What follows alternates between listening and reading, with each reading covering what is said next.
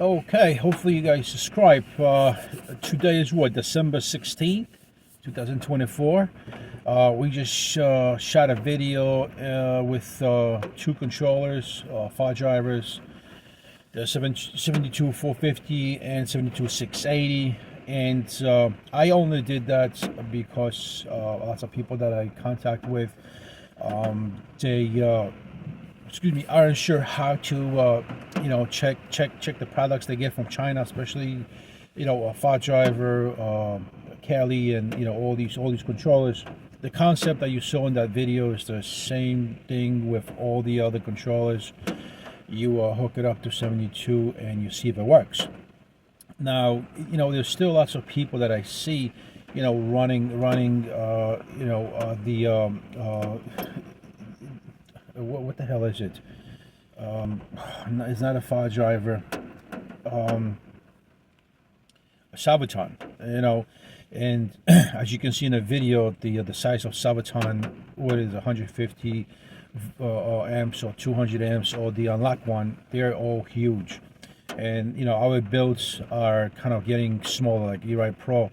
It's got a small platform, so for you to install a big controller like Sabaton, it's almost literally impossible.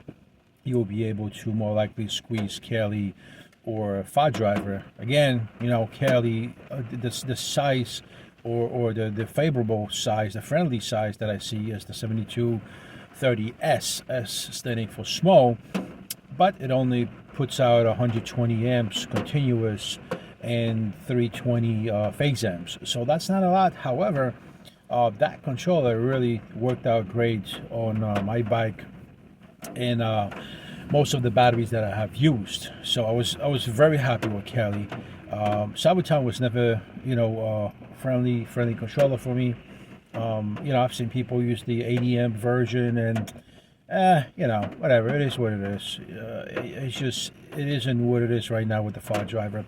And it's funny because I have used file driver for so many years, and it just became a sensation, like fucking awesome controller, past few years, I believe, year and a half or 2 years. Now everybody is on it. And again, I don't want to sound like I'm the shit, but I have used it for way over 3 years. I've used it on lots of builds, and I always did like file driver, never liked the software. Since I studied the software somewhat a tremendous time, I think I know pretty much very well how, what, and where. Software is not easy when you have all these capabilities and features that you can actually mess with. So, it's kind of an advanced size where you have those Chinese controllers where you can adjust. You don't have a Bluetooth, nothing like that. Great example would be E-Ride Pro, SS, the 2.0 and 1.0 has a controller, and you cannot mess with it. You cannot do any settings, any parameters, nothing like that. So, E-Ride Pro kind of screwed up, on that side, where they threw a fucking $5,000 bike, and they didn't give any opportunity to the consumer to do their own settings. There's different reasons for that, because people will try to go the maximum on the settings and start overheating the motor, burning out the motor, and overheating the controller, so on and so forth. But like I said, in regards to these controllers, I am going to put out a video before you probably see this with the both file drivers, the 680 and the 450, kind of like parameters. There's very few parameters that you should be messing with, that it will make you drastic changes on a controller. In Kali, it was the current settings, and that will give you a torque and also a battery discharge settings. These two settings always made a huge drastic difference in riding. It really necessary wasn't the throttle setting. You don't want too much of a punch on the throttle, especially when you have a thumb throttle or twist throttle, because it just becomes a little bit too jerky and too sensitive. when I did have my enduro bike, at the end when I sold it, the throttle was very triggery, and I personally liked it and didn't like it. Why I liked it? Because when I was about to take off, it felt really good and comfortable. But when I was off road and I needed that cushion, that kind of like dead zone on the throttle, I wasn't getting it. So every time I pressed the throttle, it was jerking me forward, and I was like, oh no, that's not good. Just didn't like it. I believe I had it set at 225 rather than upper hundreds. So I believe the 125 was the kind of like a sweet. 128 was like the sweet spot. Again, with the file driver, when you do the auto learn, it will put you at pretty much 60%, and you just got to pay attention to your current discharge, which your maximum will be 350 on that, and just play with that, and you'll see. But I'll shoot a video on that, and we'll kind of discuss it more if you need to. So here's a thing. God, again, it's so cold, it's raining, it's windy, it's freezing cold. It kind of sucks. I can't work on the bike. I'm not gonna bring the bike to the house. I don't want to work outside, so it kind of delays everything. And again, question is, I just want you guys to comment down below. Should I go ahead and just swap the entire system and see how the file driver is making it happen? If it's kind of useful. I honestly want to use the current setup that I have with the E-Ride Pro until she starts getting hiccups, because I do have 3 controllers, which eventually I'm going to sell them out, and I do have 3 batteries, which I probably will end up selling 2 batteries out of 3. Gotta always keep one for myself. So it's a big dilemma right now that I'm dealing with, not knowing if I want to just set the file driver to the side and let it sit there and see if I want to work that way. The end of next season usually creeps up really slow, and you don't ride for like 1 week or 2 weeks or so on and so forth. That would be a great time frame to kind of like switch the system out. I really don't want to do it before the season, because it'll take me an entire season to tune the bike with a file driver, and I hate surprises on the road. Like I said, I can set it up really low, but then what riding experience would I have? Would it be sluggish experience? I don't know how that's going to be.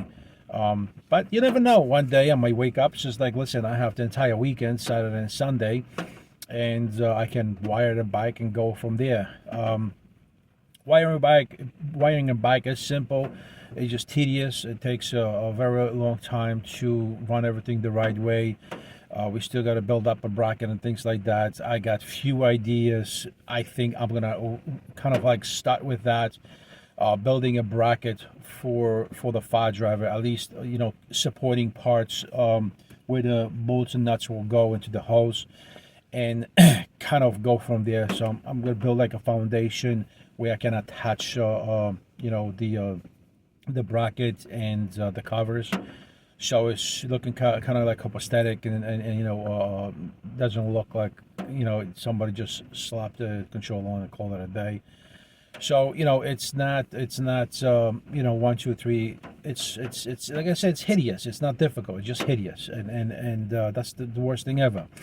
So again, we are in this loop because originally we had a battery and a controller that the battery or the controller would shut down the charging situation.